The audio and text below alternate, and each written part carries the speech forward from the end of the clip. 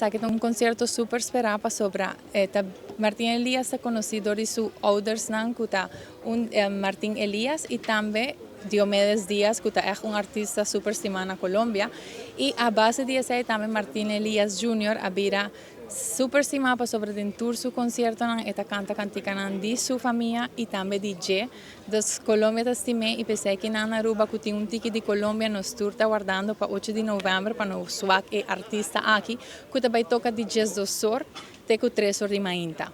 E também canta cantica nan de su abuelo e de su tata, pero também su mesmo cantica nan.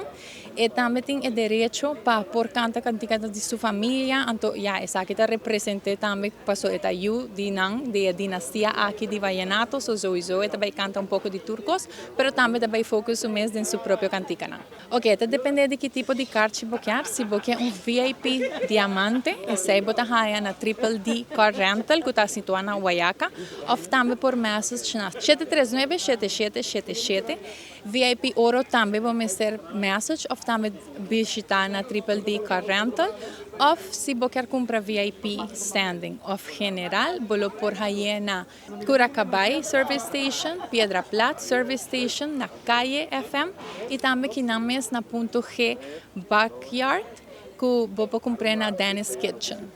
De Aruba nós também tem algum artista local, nós também tem DJ Ampha, DJ Arwin, também é Delicious Band com Gerino Bass e também nós também tem Sabor Vallenato. Me quero invitar tour gente que está encantada Vallenato para vir e enjoy de artista aqui dia 8 de novembro de 7 p.m. para 3 horas de madrugada. Vai ter evento fabuloso, que vai bailar, que vai ter emoção.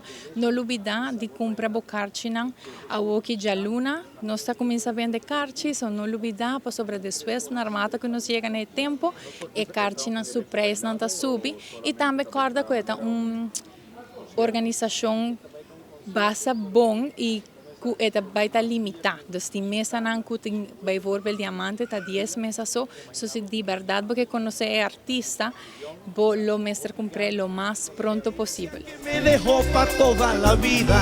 Quiero seguir su legado y es lo que con orgullo me obliga a cantarles con el alma y que el mundo entero sepan que soy